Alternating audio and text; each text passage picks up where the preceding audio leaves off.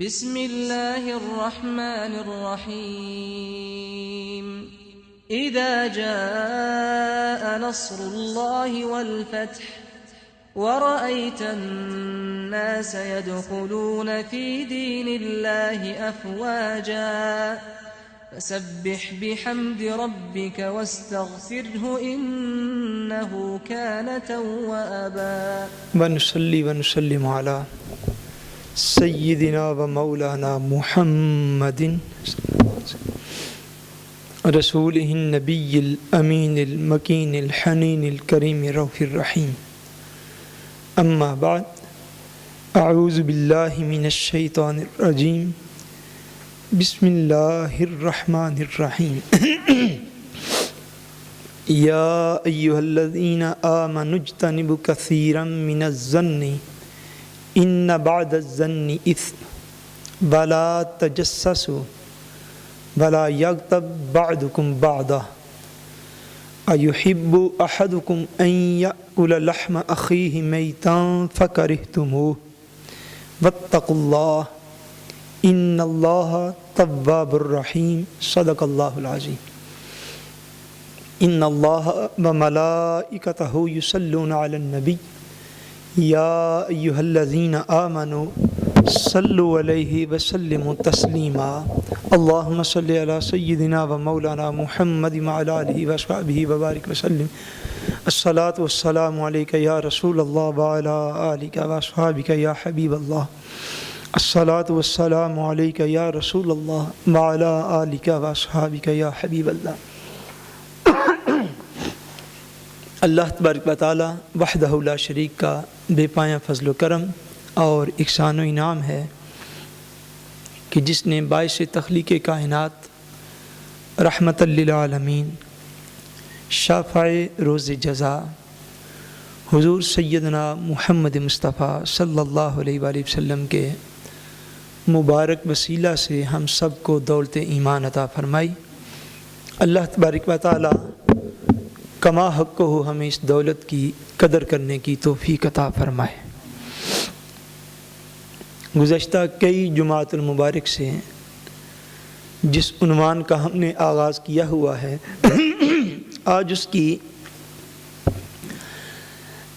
پانچویں جو ہے وہ انسانی عادت اس کے متعلق بیان جو ہے وہ کیا جائے گا کہ وہ انسانی عادات جو انسانی معاشرہ میں لڑائی جھگڑے کا فتنہ فساد کا انفرادی زندگی میں اور بالآخر اجتماعی زندگی میں بھی سبب بن جاتی ہیں اور جن سے اللہ تبارک و تعالیٰ نے اہل ایمان کو منع فرمایا ہے تاکہ لوگ نہ تو ایسی عادات کا شکار ہوں اور نہ ہی ان عادات میں رہنے کی وجہ سے ان کی اپنی زندگی، ان کی اپنی لائف، ان کا اپنا ماحول جو ہے وہ فتنہ و فساد کا اور لڑائی جھگڑے کا جو ہے وہ شکار ہو جائے۔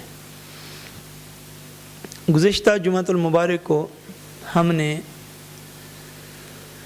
جو ہے وہ بدگمانی کے حوالے سے گفتگو کی تھی۔ اسی آیت کریمہ میں اللہ تبارک و تعالیٰ نے جو دوسری چیز بیان کی آج اس کا جو ہے وہ ذکر کیا جائے گا۔ فرمایا یا ایھا الذین آمنوا اجتنبوا کثیرا من الظن، فرمایا اے اہل ایمان تم زیادہ تر گمانوں سے بچا کرو۔ کیوں؟ ان بعد الظن اثم، فرمایا بے شک کئی گمان ایسے ہوتے ہیں جو کہ گناہ ہوتے ہیں، یعنی بدگمانی سے بچا کرو، کسی مومن کے متعلق بدگمانی نہ رکھا کرو۔ دوسرا اس آیت کریمہ میں ارشاد فرمایا فرمایا بلا تجسسوا، فرمایا اے اہل ایمان آپس میں ایک دوسرے کی جو غلطیاں ہیں، جو کوتاہیاں ہیں، جو عیب ہیں، ان کے متعلق تجسس نہ کیا کرو۔ کسی کی غلطی اور عیب کو تلاش نہ کیا کرو۔ یہ اس آیت کریمہ میں دوسرا حکم ہے۔ یعنی کسی بندے کی عیبوں کی، اس کی غلطیوں کی، اس کی کوتاہیوں کی جستجو کرنا، اس کی تلاش میں رہنا کہ یہ بندہ کس کام کو جا رہا ہے، یا یہ بندہ کیا کر رہا ہے، یا اس کے ذاتی افیئرز کس طرح کے ہیں، اس کے ذاتی معاملات کو کریدنا، اس کو تلاش کرنا، اس کے اندر جستجو رکھنا، اس کے عیبوں کو تلاش کرتے رہنا، اس چیز سے اللہ تبارک و تعالیٰ نے اس مقام پر ہم سب مسلمانوں کو اس سے منع فرما دیا ہے۔ فرمایا اے لوگوں، کسی دوسرے مومن کے عیب، غلطیاں، کوتاہیاں جو ہیں ان کو تلاش نہ کیا کرو۔ اور یہ ساری گفتگو جو ہے، اس کا جو مخاطب ہے، وہ بندے کی انفرادی لائف ہے، پرائیویٹ زندگی ہے اس کی۔ یعنی کسی کی جاسوسی کرنا اور کسی کے کام کے پیچھے جستجو اور تلاش کرنا اس کے عیبوں کی، اس سے منع کیا جا رہا ہے۔ جبکہ حکومتی سطح پر صرف اور صرف اسلام میں حکومتوں کو اس بات کی اجازت ہے کہ وہ اپنے ملک کے مفاد کی خاطر اور اپنے شہریوں کے امن، سکون اور اطمینان کی خاطر اور اپنے ملک کو ترقی کی منزلوں میں پروان چڑھانے کی خاطر وہ ایک ایسا نظام اور سیٹ اپ قائم کر سکتے ہیں کہ جس سے ان کو علم ہوتا رہے کہ کوئی بندہ جو ہے وہ کیا کر رہا ہے۔ جیسا کہ حضور نبی کریم صلی اللہ علیہ وآلہ وسلم نے خود اہل مکہ کے احوال جاننے کے لیے حضور نے 10 صحابہ کرام کو جاسوس بنا کر ایک موقع پر اہل مکہ کی طرف روانہ بھی فرمایا۔ یعنی حکومتی سطح پہ ایسے اقدامات کہ جس سے مخالف قوم کا پتہ چل سکے، یا اپنی قوم میں رہنے والے وہ لوگ جو کہ امن و سکون کو خراب کر سکتے ہیں، ان کی سرگرمیوں کی خبر ہو سکے۔ حکومتی سطح پر حکومت کو اسلام میں وہ اجازت حاصل ہے۔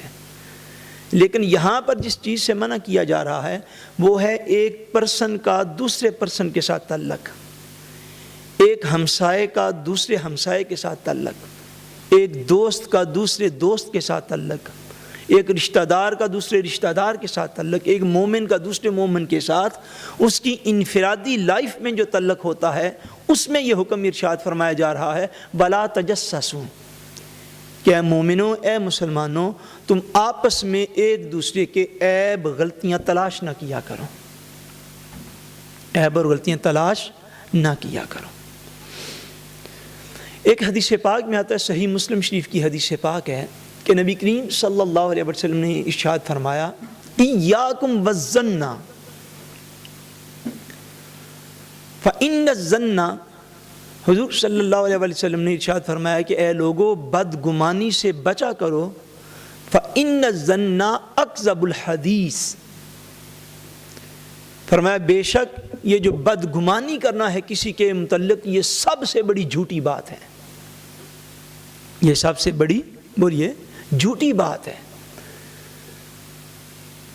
ایاکم والظن فإن الظن اکذب الحدیث ولا تحسسوا ولا تجسسوا، فرمایا اے لوگو، آپس میں ایک دوسرے کے ظاہری اور باطنی عیب جو ہیں ان کو تلاش نہ کیا کرو، تحسسوا ولا تحسسوا ولا تجسسوا، ایک دوسرے کے ظاہری عیب اور ایک دوسرے کے باطنی عیب جو ہیں ان کو تلاش نہ کیا کرو۔ ولا تباغضوا، فرمایا حرص نہ کیا کرو۔ ولا تحاسدوا، فرمایا حسد نہ کیا کرو۔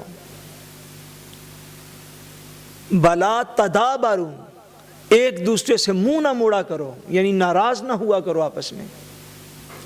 وفی روایت ولا تناجشوا، فرمایا تناجش کا یہ مفہوم ہوتا ہے کہ مثلا اگر ایک بندہ جو ہے وہ کوئی چیز خریدنا چاہ رہا ہے، اب یوں سمجھ لیں ہمارے اس ماحول کلچر کے اندر اگر ایک بندہ ہے وہ ایک مکان خریدنا چاہ رہا ہے، تناجش کا یہ مفہوم ہے کہ کسی بندے کو یہ پتہ چلے کہ یار فلاں شخص وہ مکان خرید رہا ہے تو میں ٹیلی فون کر کے میں اس کی بولی بڑھوا دیتا ہوں۔ اب اس شخص کے من میں اس کی نیت کو یا تو وہ جانتا ہے یا اس کا رب جانتا ہے، لیکن وہ فون کر کے یا فیکس کر کے وہ اس کی قیمت محض اس لیے بڑھوا رہا ہے کہ اس بندے کو مہنگا ملے، وہ خود خریدنے کا ارادہ نہیں رکھتا، اسے خود وہ چیز نہیں شو پے کرنی، اس نے نہیں وہ خریدنی، وہ خود پرچیز کرنے کا کوئی ارادہ نہیں رکھتا، محض اس لیے بولی دے رہا ہے کہ اگلا بندہ جو ارادہ کر چکا ہے اس چیز کو لینے کا اس کو وہ چیز مہنگی ملے۔ اس کو عربی میں کہتے ہیں تناجش کرنا۔ حضور صلی اللہ علیہ وسلم ارشاد فرما رہے ہیں بلا تناجشوا، اے مسلمانوں کسی موقع پر ایسی بولی بھی نہ دو کہ تمہارا خریدنے کا ارادہ تو نہ ہو، محض اس لیے بولی دو کہ اگلے مسلمان بھائی کو وہ چیز مہنگی ملے گی۔ وَكُونُوا عِبَادَ اللَّهِ إِخْوَانًا، فرمایا اے لوگو آپس میں بدگمانی نہ کرو، حسد نہ کرو، ایک دوسرے کے عیبوں کو تلاش نہ کرو، ایک دوسرے کے خلاف بغض نہ رکھو، حسد نہ رکھو، ایک دوسرے کو مہنگی چیزیں دلوانے کے لیے قیمتیں نہ بڑھاتے رہو۔ وَكُونُوا عِبَادَ اللَّهِ إِخْوَانًا، اور اے اللہ کے بندو آپس میں بھائی بھائی بن جاؤ، اللہ کے بندو آپس میں بھائی بھائی بن جاؤ۔ اس مقام پر بھی نبی کریم صلی اللہ علیہ وسلم نے خصوصیت کے ساتھ اس چیز سے منع فرمایا کہ وَلَا تَحَسَّسُوا وَلَا تَجَسَّسُوا، ظاہری عیب بھی کسی کا تلاش نہ کرو اور باطنی عیب بھی کسی کا تلاش نہ کرو، کیونکہ جب عیب کسی کے آپس میں ایک دوسرے کے تلاش کرو گے تو اس سے معاشرہ جو ہے وہ ناہموار ہو جائے گا۔ کوئی شخص کسی کام جا رہا ہو، فار ایگزامپل آگے اس کو کوئی بندہ کسی ایسے کام میں مصروف نظر آئے جو کہ وہ کام اس کی نظروں میں درست نہ ہو، تو ایسا نہ کرے کہ اپنا کام چھوڑ کے اس کے پیچھے لگ جائے کہ میں دیکھوں تو صحیح یہ کرتا کیا ہے۔ اب ایک شخص سائیکل پہ جا رہا ہے کہیں، کسی بندے کو کسی برائی کے اندر اس نے ملبس دیکھا، گھر سے وہ نکلا سبزی لینے کے لیے، آگے اس نے کہا چل سبزی تے ٹھہر کے لے آؤں گے، پہلے ایدا تے پتہ کریے کی پیا کرتا ہے۔ ایک شخص مرسڈیز پہ نکلا یا سائیکل پہ نکلا، عمل اگر ایک ہے تو اس کا رزلٹ بھی ایک ہی رہے گا۔ اس چیز سے منع کیا جا رہا ہے کہ اہل ایمان وَلَا تَجَسَّسُوا، خبردار ہو جاؤ کہ ایک دوسرے کے عیب، غلطیاں، کوتاہیاں جو ہیں ان کو تلاش نہ کیا کرو۔ اور حضور نبی کریم صلی اللہ علیہ وآلہ وسلم نے ایک مقام پر ارشاد فرمایا کہ اے لوگو جو شخص دوسروں کے عیب تلاش کرنے میں مصروف رہے گا، ایسا شخص جو دوسروں کی غلطیاں، کوتاہیاں، عیب دوسروں کے تلاش کرتا ہے ہمیشہ، فرمایا جو ایسی عادت میں مصروف رہے گا وہ لوگوں کو ضائع کر دے گا۔ وہ کیا کرے گا؟ لوگوں کو ضائع۔ ایک امیر فرمایا، حکمران، لیڈر کسی علاقے کا، فرمایا اگر وہ یا اس کی انفرادی زندگی میں کوئی دوسرا شخص، فرمایا اگر جو بھی شخص لوگوں کے عیب تلاش کرنے میں مصروف رہے گا کہ لوگوں کی غلطیاں تلاش کرو، عیب تلاش کرو، کوتاہیاں تلاش کرو، فرمایا کتنی دیر آخر پردہ پڑا رہے گا؟ ایک وقت آئے گا کہ جب اس کی اس عادت کا اس کے معاشرے اور کمیونٹی کے لوگوں کو پتہ چل جائے گا، اور اس کی اس عادت کی بنا پر اس کے رشتہ دار، اس کے ہمسائے، اس کے دوست جو ہیں وہ اس کے ساتھ صاحب ظاہر ہے وہ بھی وہی رویہ رکھیں گے جو اس نے ان کے ساتھ رکھا ہوا ہے۔ اس کو فرمایا کہ جو شخص دوسروں کے عیب تلاش کرنے میں لگ جائے گا وہ لوگوں کو ضائع کر دے گا۔ وہ لوگوں کو کیا کرے گا؟ بولیے، ضائع کر دے گا، لوگ اس سے دور ہٹتے چلے جائیں گے۔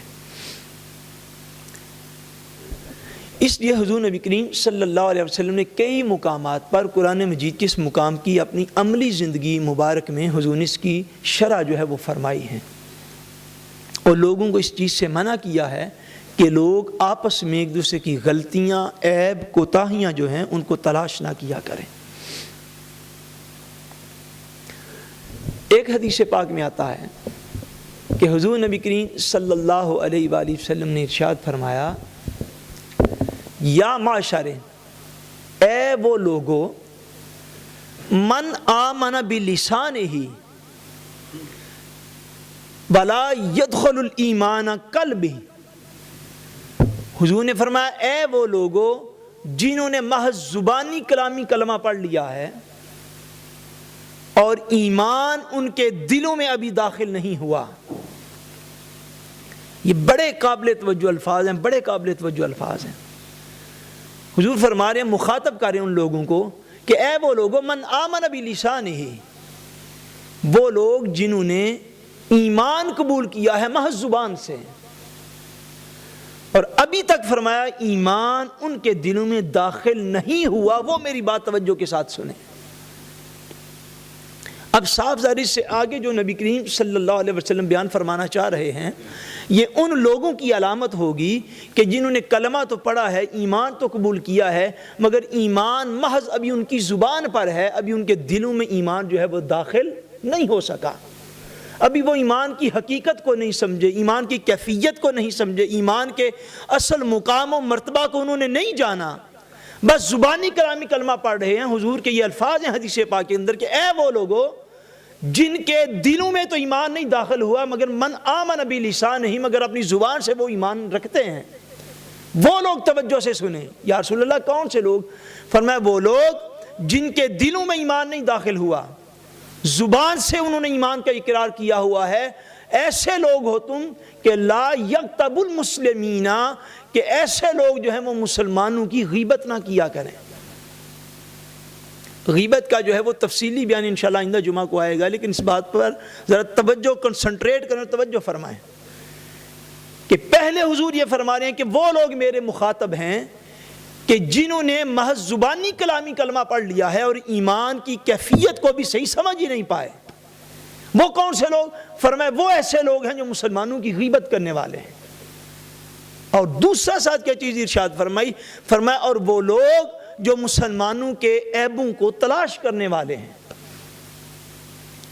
مسلمانوں کے جو عیب ہیں انہیں تلاش کرنے والے ہیں۔ فرمایا جو مسلمانوں کے عیب کو تلاش کرے گا، جو مسلمان بھائی کی غلطیوں کو، کوتاہیوں کو اس کی پرائیویٹ لائف میں داخل ہو کر یہ جاننا چاہے گا یہ کس طرح کا ہے، یہ کس طرح کا ہے، یہ گھر میں کیا کرتا ہے، یہ گھر کے اندر والے روم میں کیا کرتا ہے، اس سے پیچھے وہ کیا کرتا ہے۔ فرمایا جو اس پوزیشن میں چلا جائے گا، اس کام میں لگ جائے گا، فرمایا وہ ایسا شخص ہے کہ جس نے زبان سے تو کلمہ پڑھ لیا ہے مگر ابھی ایمان اس کے دل میں داخل نہیں ہوا۔ فرمایا مسلمانوں کی غیبت بھی نہ کرو اور مسلمانوں کے عیب جو ہیں انہیں تلاش نہ کرو۔ فرمایا جو آگے حدیث پاک کا حصہ ہے، فرمایا جو مسلمانوں کے عیب تلاش کرے گا اور جستجو میں لگ جائے گا، لوگوں کے پیچھے ہی لگا رہے گا کہ یہ کیا کر رہا ہے، یہ کیا کر رہا ہے، یہ کیا کر رہا ہے، فرمایا جو مسلمانوں کے عیب تلاش کرے گا، اللہ تبارک و تعالی اس شخص کے عیب اس کے گھر میں ظاہر فرما دے گا، چاہے وہ اپنے گھر کے کسی کونے میں ہی کیوں نہ بیٹھا ہو۔ فرمایا جو مسلمان کی انسلٹ کرنا چاہے گا وہ اپنے ہی گھر میں ذلیل کر دیا جائے گا، اپنے گھر کے کسی کونے میں وہ کیوں نہ داخل ہو جائے۔ فرمایا جو مسلمانوں کے عیب تلاش کرتا ہے وہ خود تو نہیں چاہے گا کہ اس کے عیب کوئی اور تلاش کرے۔ فرمایا معاشرہ تو دور کی بات، کمیونٹی تو دور کی بات، دوست احباب تو دور کی بات، اس کی انسلٹ اس کے گھر والوں کے سامنے ہو جائے گی جو عام طور پر یہ عادت رکھے گا کہ مسلمانوں کے عیبوں کو تلاش کرنے والا۔ آپ اندازہ فرمائیں، میں نے حدیث پاک ایک پڑھی، آپ کی سماعتوں سے بھی اس کو گزارنا چاہتا ہوں۔ اسلام میں انسانی حقوق کا جو کنسپٹ ہے اور اس کا جو تصور ہے، اس سے بڑھ کر آپ سوچ نہیں سکتے کہ انسان کو اس سے زیادہ سیکیورٹی کون سا دین فراہم کر سکتا ہے، کون سا نظام فراہم کر سکتا ہے، کون سی شخصیت فراہم کر سکتی ہے کہ جو سیکیورٹی اللہ تبارک و تعالیٰ کے نبی نے اپنے ماننے والوں کو عطا کی ہے قیامت تک کے لیے۔ حدیث پاک ہے ان عبداللہ ابن عباس رضی اللہ تعالیٰ عنہما ان رسول اللہ صلی اللہ علیہ وسلم قال من نظر فی کتاب اخیہ بغیر اذن فانما ینظر فی النار۔ حضور نے ارشاد فرمایا کہ جس شخص نے اپنے مسلمان بھائی کا لیٹر پڑھا، شاید بہت کم آپ نے یہ حدیث پاک سنی ہو، فرمایا جس شخص نے اپنے کسی مسلمان بھائی کا خط پڑھ لیا، بریو پڑھ لیا، لیٹر پڑھ لیا بغیر اذن، اس کی اجازت کے بغیر،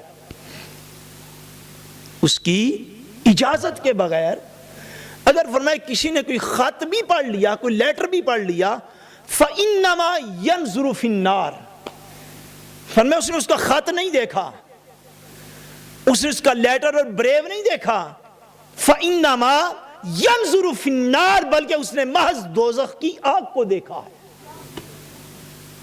فرمایا اس نے دوزخ کی آگ دیکھی ہے، جس نے بغیر کسی مومن کی اجازت کے اس کا پرائیویٹ خط ہی پڑھ لیا، فرمایا وہ ایسے ہے جیسے کہ اس نے دوزخ کی آگ میں نگاہ کی۔ آپ اندازہ فرمائیں کتنی ظاہری طور پر چھوٹی چھوٹی یہ باتیں ہیں اور کتنے رسوا کن ان کے نتائج ہیں۔ اب عام طور پر یہ معمول ہماری زندگی میں داخل ہو چکا ہے کہ اگر کسی شخص کا موبائل مل جائے، کسی دوست کا، کسی اپنے قریبی کا، تو سب سے پہلے کیا کرے گا؟ سب سے پہلے نکال کے اس کے میسج پڑھے گا کہ میں دیکھوں تو صحیح کس کس کو پیغام بھیجتا ہے اور کیا کیا پیغام بھیجتا ہے۔ ایسی عادتیں بد اخلاقی کی ہیں یا نہیں؟ ہمیں بولیے، ہیں، موجود ہیں۔ اب ان عادات کو بدلنے کا طریقہ کیا ہے؟ یا اللہ کا قول ہے یا مصطفیٰ کریم کا قول ہے صلی اللہ علیہ وسلم۔ یعنی ایک چیز اگر کسی بندے کی اپنی پرائیویٹ چیز ہے، اس کی تہ میں جانے کی یا اس کو تلاش کرنے کی کسی دوسرے کو کیا ضرورت ہے؟ اس سے دین جو ہے وہ منع فرما رہا ہے۔ فرمایا جس نے، حضور نے فرمایا کہ جس نے کسی کے خط کو بھی بغیر اجازت کے پڑھ لیا، اس نے اس کا خط نہیں دیکھا، اس نے دوزخ کی آگ پر نگاہ کی ہے کہ وہ جیسا بھی ہے، وہ اچھا ہے یا برا ہے، وہ بدکار ہے یا متقی پرہیزگار ہے، وہ مومن جیسا بھی ہے اس کا معاملہ اس کے ساتھ ہے۔ او خدا کے بندو، ساری دنیا کی ٹھیکیداری چھوڑ دو، اللہ کی مخلوق کو اللہ کے لیے رہنے دو، اپنا معاملہ اللہ کے ساتھ خود سیدھا کر لو۔ یہ وقت ہے، یہ کام کرنے والا ہے۔ اللہ جانے اور اس کی مخلوق جانے، رب جانے اور اس کا مربوب جانے، خالق جانے اور اس کی مخلوق جانے، یہ کیسا ہے، وہ کیسا ہے، ہمسایہ کیسا ہے، بازار میں جانے والا کیسا ہے، دکانوں پہ آنے والا کیسا ہے، ہر وقت لوگوں کے عیبوں پر، غلطیوں پر، کوتاہیوں پر نگاہ رکھنی۔ فرمایا یہ اتنی بری عادت ہے کہ اگر محض کسی نے خط بھی پڑھ لیا کسی کی اجازت کے بغیر، وہ یوں سمجھے اس نے دوزخ کی آگ پر نگاہ ڈال لی ہے۔ یعنی مومن کی اتنی تحفظ کیا جائے گا، مومن کے حقوق کا اس حد تک دفاع کیا جائے گا، وہ جیسا ہے وہ جانے، اس کا رب جانے، مگر پرسنلی طور پر، شخصی طور پر، انفرادی طور پر اس کی جو وہ عادات ہے ان کے متعلق جاننے کی کسی دوسرے شخص کو کوئی حاجت اور ضرورت نہیں، نہ اس کے ساتھ اس کا کوئی فائدہ ہی وابستہ ہے۔ ایک مقام پر آتا ہے کہ حضور نبی کریم صلی اللہ علیہ وسلم نے اور حضور صلی اللہ علیہ وسلم کے بعد صحابہ کرام نے ان چیزوں کو بیان کیا۔ ایک مقام پر حضور صلی اللہ علیہ وسلم کا ارشاد پاک اسی معاملہ میں فرمایا کہ مومن جو ہے، مومن فرمایا بعض لوگ ایسے ہیں کہ جو اپنے مومن بھائی کی آنکھ میں تنکا دیکھتا ہے۔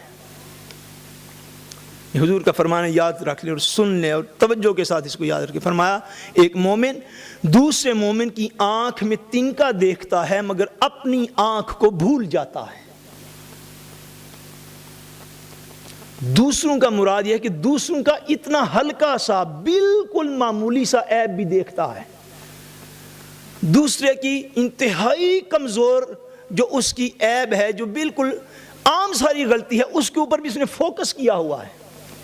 فرمایا دوسرے کی آنکھ کا تنکا بھی سے نظر آ جاتا ہے اور اپنی آنکھ کے تنکوں کو بھول جاتا ہے۔ یعنی مومن ایسا نہیں ہونا چاہیے کہ دوسروں کے تو عیب تلاش کرتا رہے اور اپنے عیبوں کی خبر ہی نہ ہو، اپنے عیبوں کی خبر ہی نہ ہو سکے۔ حضرت عبداللہ ابن عمر رضی اللہ تعالیٰ عنہ حضور کے غلام صحابی ہیں۔ آپ ارشاد فرماتے ہیں کہ کسی شخص کے گمراہ ہونے کے لیے یہ بات کافی ہے۔ صحابہ اکرام اب یہ فرمایا کسی شخص کے گمراہ ہونے کے لیے یہ بات کافی ہے کہ وہ شخص ایسی عادت کا مالک ہو کہ جو عیب کسی دوسرے میں دیکھتا ہو مگر اپنے اندر وہ عیب نہ دیکھتا ہو.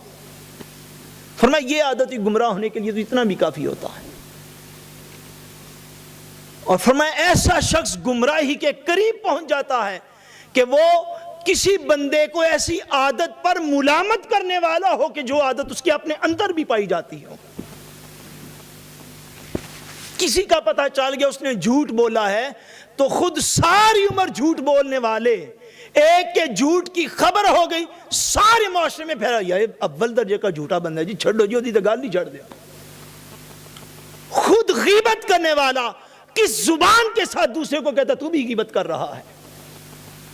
خود بے حیائی کرنے والا دوسرے کو کس زبان سے کہتا کہ تو بھی بے حیائی کرتا ہے.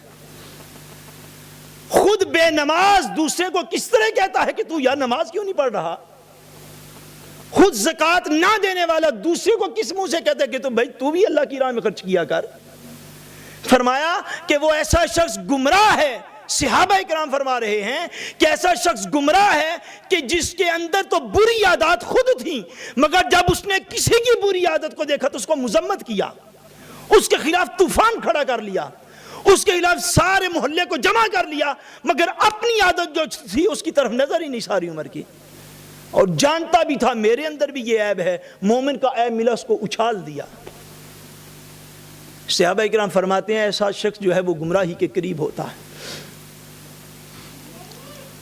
حضرت عمر بن دینار رحمت اللہ تعالی علیہ عظیم بزرگوں میں اولین دور کے اور غالباً تابعین میں سے, آپ فرماتے ہیں, آج کی آخری بات عرض کر کے دو بات کو ختم کرتا ہوں. آپ ارشاد فرماتے ہیں کہ مدینہ منورہ میں ایک عورت تھی, وہ وصال کر گئی. اس کا بھائی جو ہے وہ اس کی تیمارداری کے لیے آتا تھا. بہن جو ہے وہ وصال کر کے اس کو دفن کرنے کے لیے جب گیا تو اس کے جو پیسے تھے, اس ایک تھیلی تھی پیسوں کی اس کے پاس, دینار تھے اس کے اندر, وہ جو ہیں وہ گر گئے اس کی قبر کے اندر. قبر کے اندر پیسے گر گئے, قبر کو بند کر دیا, واپس آ گئے. تھوڑی دیر بعد اس کو یہ احساس ہوا کہ میرے پیسے جو ہیں وہ تو ہمشیرہ کی قبر کے اندر گر گئے. اس وقت بھی یہی مسئلہ تھا, آج بھی یہی مسئلہ ہے, اور قیامت تک یہ فقہ اسلامی کا یہ مسئلہ ہے کہ اگر کسی شخص کا رزق حلال جو ہے وہ کسی بندے کو دفن کرتے ہوئے قبر کے اندر گر جائے اور اس کو اس بات کا کنفرم یقین ہو کہ میرے پاس جو پیسے تھے وہ قبر کے اندر گر گئے ہیں, میں دفن کر کے جب آ گیا ہوں, تو اگر اس کو فوری طور پر یاد آ گیا ہے تو شریعت میں اس بات کی اجازت ہے کہ وہ قبر کھود کے اپنا رزق حلال وہاں سے نکال سکتا ہے. اتنی اہمیت ہے رزق حلال کی حفاظت کی. نہ کھود, اس کی اپنی بلغ اور اپنی چوائس ہے, نہ کھودے. لیکن اگر وہ چاہے تو رزق حلال اپنے کو حاصل کرنے کے لیے قبر کو کھود کر بھی فوری طور پر وہ نکال سکتا ہے, اس بات کی اسے اجازت ہے. وہ بیان کرتے ہیں عمر بن دینار کہ اس شخص کو پتہ چلا کہ اس کے پیسے وہاں ہی گرے ہیں. وہ گیا, اس نے قبر سے پیسے نکالنے کے لیے جب قبر کو پھر دوبارہ سے کھودا تو اللہ کریم پناہ عطا فرمائے, دیکھا تو ہمشیرہ کی قبر جو ہے وہ آگ سے بھری ہوئی ہے. بڑا پریشان ہوا, اس کو آگ کے عذاب میں دیکھا, دوڑ کر جو ہے وہ واپس گھر آ گیا. آ کر اپنی امی سے کہتا ہے میں پوچھنا چاہتا ہوں کہ میری ہمشیرہ کے اندر غلطی کون سی تھی جس بنا پر اس کو قبر میں آگ کا عذاب دیا جا رہا ہے. ماں خاموش ہو گئی. ماں نے کہا بیٹا وہ دنیا سے چلی گئی, اب اس کی کیا بات پوچھتے ہو؟ کہتا نہیں میں معلوم بس کرنا چاہتا ہوں, میری بھی ہمشیرہ تھی کہ مجھے پتہ تو چلے اسے قبر میں کس بات کی وجہ سے عذاب ہو رہا ہے. ماں نے کہا میں اور تو کچھ نہیں جانتی, ایک بات جانتی ہوں کہ اس کے اندر 2 عادتیں بڑی خراب تھیں. ایک عادت یہ کہ نمازی تو تھی, نماز تو پڑھتی تھی, مگر جب نماز کا وقت گزر جاتا مستحب وقت تو لیٹ دیر کر کے یا قضا کر کے نماز پڑھتی تھی. یعنی نماز تو تھی لیکن نماز کی حفاظت نہ تھی جس طرح کہ ہونی چاہیے تھی.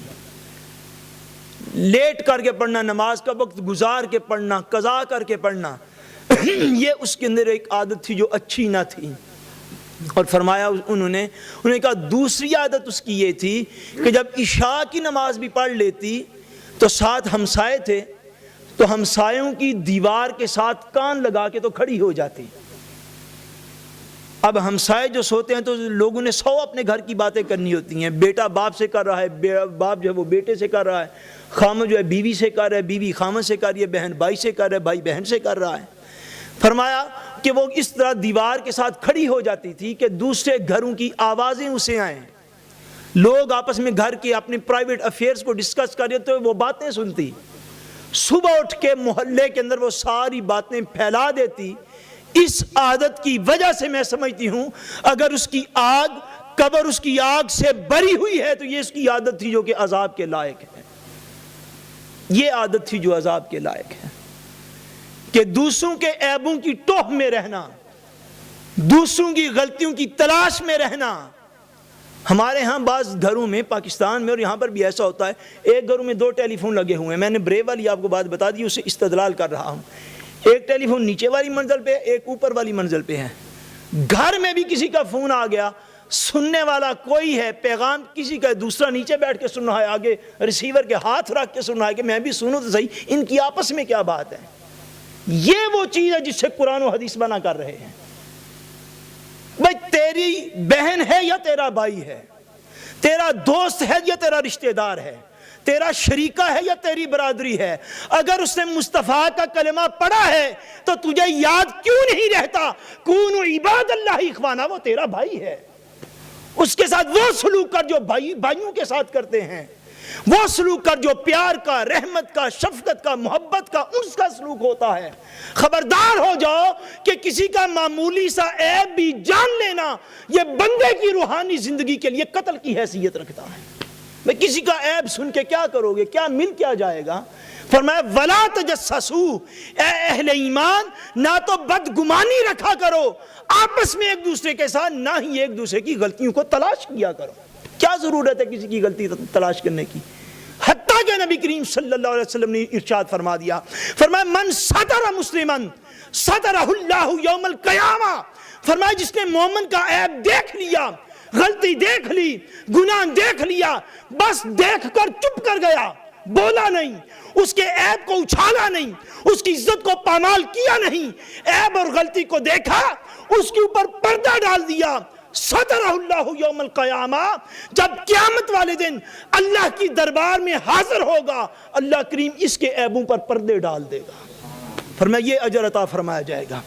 مومن کی غلطی کو دیکھو, انفرادی غلطی کو, اس کی پرائیویٹ لائف کی غلطی کو دیکھو تو فرمایا خاموش ہو جاؤ, اس کے عیبوں پر پردہ ڈال دو. جو ڈال دے گا اللہ کریم قیامت والے دن اس کے گناہوں پر پردے ڈال دے گا. اور حضور صلی اللہ علیہ وسلم نے ایک اور مقام پر فرمایا کہ جس شخص کی دنیا میں گناہوں پر پردہ ڈالا گیا اللہ تعالیٰ قیامت والے دن بھی اس کے گناہوں پر پردے ڈال دے گا. کہ دنیا میں رسوا نے کیا, آخرت کے بازار میں سے کیوں رسوا کر. فرمایا قیامت والے دن بھی گناہوں پر پردے ڈال دے گا. اور جو فرمایا میں مسلمانوں کے عیب غلطیاں دیکھ کر ان کو چھپائے گا, قیامت والے دن اس کے عیبوں کو چھپا لیا جائے گا. فرمایا یا ایھا الذین آمنوا اجتنبوا کثیرا من الظن ان بعض الظن اثم ولا تجسسوا. اہل ایمان آپس میں بدگمانی نہ کیا کرو, بدگمانی کرنا گناہ ہے. اور ولا تجسسوا, ایک دوسرے کے عیب جو ہیں انہیں تلاش نہ کیا کرو, ایک دوسرے کے عیب جو ہیں انہیں تلاش نہ کیا کرو. اللہ کریم ہم سب کا خاتمہ بالایمان فرمائے. وما علینا الا البلاغ.